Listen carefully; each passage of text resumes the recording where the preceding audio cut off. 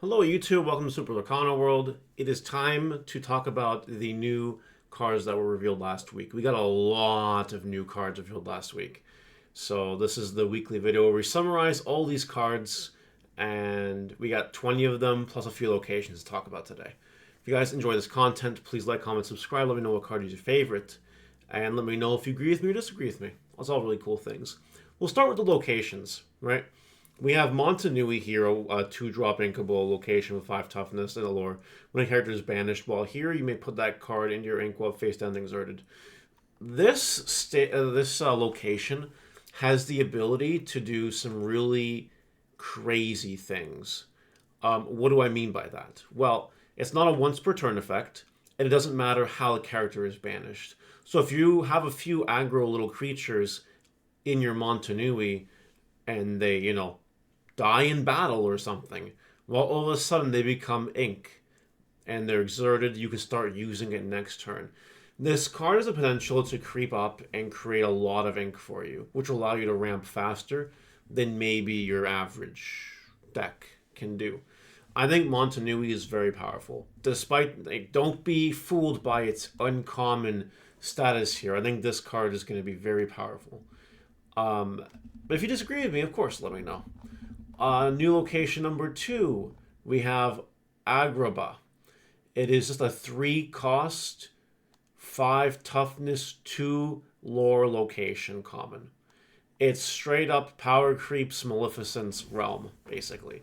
Basically is what this card does. It's a vanilla, that's fine, but 2 lore is strong and it's inkable.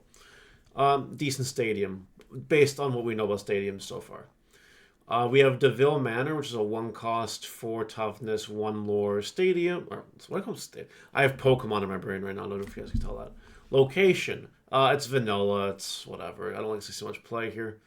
We have the Sorcerer's Tower. It's a 3-cost. Oh, I think if no, yeah, it's fine. A 3-cost inkable, 7 toughness, no lore location, but 2 abilities. Your character's name Magic Broom can move here for free, and characters get +1 lore value while here. So it kind of makes up for the fact that there's no location, because anything that is there has extra lore. Plus, your magic brooms can move there for free, which is super powerful. Obviously intended for the broom deck, and every set we're getting more and more broom cards. So I'm excited to see how this fares. We won't know until we know, basically. What else do we got going on here? We have Neverland, a 1-cost, 1 lore, 4 toughness location. That's okay. And I think that's it. Oh, wait, no, we got this one up here. We have some new cards here. No, that's it. I thought I missed one. Maybe I didn't. I guess I didn't. All right, that's all for the locations for now. All in all, yeah, some are pretty subpar, but we have a lot of potential in some of them, such as the blue one that will turn all your dead characters into ink. That's pretty powerful. We'll love to see it and see what happens. So let's move on to the actual cards now, like the Aurelian Gyro Sensor. A 2-drop inkable item. Whenever one of your character's quests you may look top card of your deck, put it on top or bottom. This card's really good. It is not once per turn. You could describe whenever you quest. This is a card that we'll see play. 100%. That peeking of your deck and putting on top what you need to put on top is very good. 99 Puppies, a 5-drop action, not a song and not inkable, thankfully, because this effect is really powerful. When one of your character quests this turn, gain a lore. This, if you have a wide board in your questing, this card is very, very good. This card will see a little bit of play just because, if you're playing a going wide aggro strat, turn 5 you drop 99 Puppies, and then all of a sudden you're getting a lot more lore than you should be. This card's very good. Along Came Zeus is a 4-drop uninkable song. Deal 5 damage to chosen character or location. Having damage to locations is very powerful. We need that in the game. Depending on how strong locations are, you'll definitely see play. Don't forget that Amber Steel Songs is a very good deck right now, and Along Came Zeus can just fit itself right into that deck and do a lot of powerful things. So that's good. Then we got Simba here, a 5-drop inkable 4/6 that quests for 1 during your turn. Whenever this character banishes another character in challenge, chosen opposing character can't challenge during their next turn. I don't like the card. I don't think it's very good. I think it's extremely situational, but not worth playing. That is my opinion on that card. Daladuck, 2-drop uninkable, 3/3 the Reckless. It's a beater. I think they're better cards. Jim Hawkins, a 2-drop, 3/2 for 1, inkable. Good stats for vanilla. I might see a tiny bit of play. Nothing too crazy. We all know about Morph. It's any shift. Great card. It'll see play. That's all I gotta say for that. Prince Eric, 4-drop, uninkable, 2/2 the quest for 2. When this character is banished, you may banish chosen character. Very powerful card. So this card will see play. The fact that it quests for 2 is powerful. It's a threat that your opponent has to get rid of. But when they get rid of it, they have to banish. You get to banish chosen character. And it doesn't matter how Prince Eric is banished. It doesn't matter if they use the cannons on it or if they kill it by battle. Whenever it is banished, banish chosen character. You can also suicide it into something and kill something very powerful. This card will be a staple. It'll definitely see play. It is a very powerful card. Tinkerbell, another super rare. 5-drop, inkable, 3/4 that quests for 2. When one of your items is banished, we put that card in your inkwell face down and exerted. What's really cool is it's a very unique effect. Banished items going to ink is something we haven't seen yet. And it just depends if there's a lot of item removal. That'll dictate how popular this card becomes. It's a too soon to tell type of situation with this card. It has the potential to do very cool things. There are also items that banish themselves with their own effects. All of a sudden, those become ink. So again, it's very meta depending. It's very situational. It's too soon to tell how strong this card will be, but has applications, and I wouldn't be surprised if it sees play. 5-drop, Audrey Ramirez, inkable, 2/5 that quests for 2 with ward. And whenever this character quests, raid one of your items. That's a great card. It's a fine card. Lets you use an item twice per turn, which could be very strong potentially depending on what item you use it with. It'll see play. It'll for sure see play. 3-drop, inkable, Sumerian Talisman, the next red item. During your turn, whenever one of your characters is banished in a challenge, you may draw a card. This is a powerful item.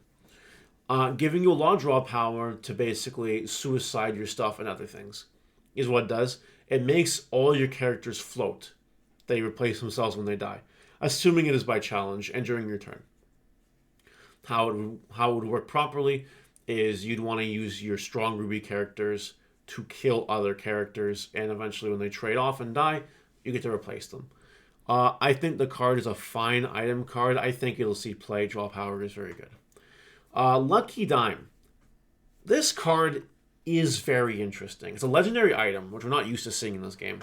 It's a 7-drop uninkable item where you exert it and pay 2. Choose a character of yours and gain lore equal to their lore. You know, I do not know how I feel about this card. 7 is a lot, but my inkling is that it will see play. It's just too powerful. It is way too powerful. Anything that gets a lot of lore, Lucky Dime becomes a lot better with. And there are cards that can increase the amount of lore that they can have access to. And Lucky Dime can copy that as well. Not to mention with something like Audrey on the board, you can Lucky Dime twice. I see the potential for this card to do some really ignorant things. Being a 7-drop means it will be slow, but it is in a ramp color, so it might not be a big deal. Ultimately, my definitive analysis is that this card will see play. To what extent depends on what the rest of the cards we have available in the pool offer to cheat this card out quicker and in order to ramp really well. That's how I feel about that. We have another song. 5-drop, inkable, Friend Like Me. Each player puts the top 3 cards of their deck into their inkwell face down and exerted. What I don't like about this card is that it puts them exerted, which means that you don't have access to them on your turn, but your opponent immediately does. Will it see play? Probably. It is just a very double-edged sword type of card, because this card can fuck you up 100% if you just let your opponent do something completely ignorant with the amount of ink you give them. I don't typically play cards like this because I think they're too risky. I don't want to give my opponent a significant advantage. But I do think that people will play this card because it does give you 3 ink, and under the premise that maybe some decks can't really use that ink too well, they'll be able to benefit from it. I think some people will try to play it. I don't think it's super powerful, but I can't deny that this card could potentially do some very ignorant things, for sure. Yeah.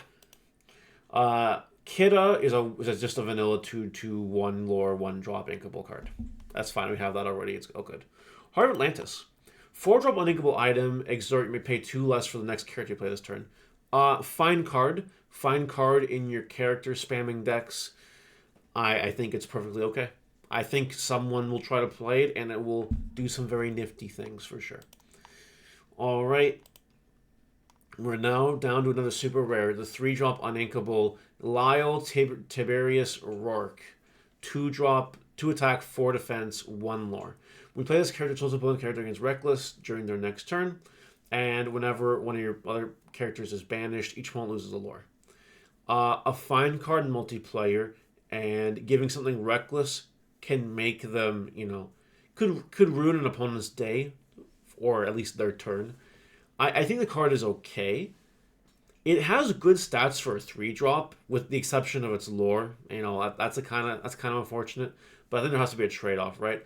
Instead of getting a lot of lore, which a lot of Emerald cards of this rank do, it takes away opponent's lore. So that's pretty okay. I think the card is fine.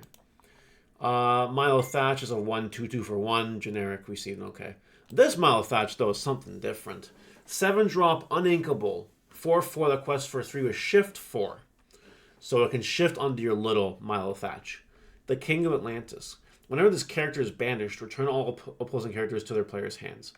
This card is a one-sided be prepared kind of. It does not blow up the characters. It returns them to hand. Now, you can use this card well, and you can time a tempo swing in your favor and really mess up your opponent. I think this card will see play, and that's it. And then they can bounce all characters to hand is really good. Especially if they're playing a going wide deck, all of a sudden Milo Thatch just looks good. The fact that you can do it turn 4 as well is really powerful. So yeah, this card will see play for sure. Another Milo Thatch, a 2/2 for 1. While this character is in a location, gets +2 attack. Yeah, sure. Okay, that's fine. And Helga Sinclair, 3-drop inkable, 2/4 quest for 1 with Challenger 2. Not bad for a 3-drop. That is all the new cards we got analyzed from the last week. We're getting into heavy reveal season now, and we're seeing a lot of good cards, like some good locations. Milo Thatch is really good.